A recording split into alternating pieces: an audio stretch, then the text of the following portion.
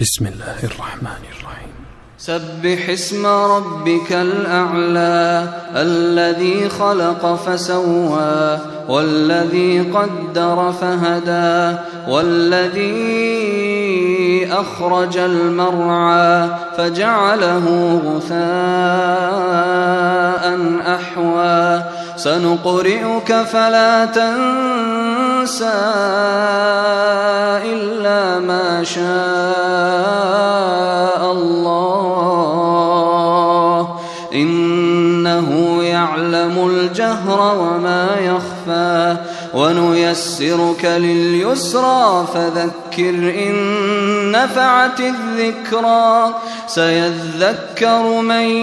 يخشى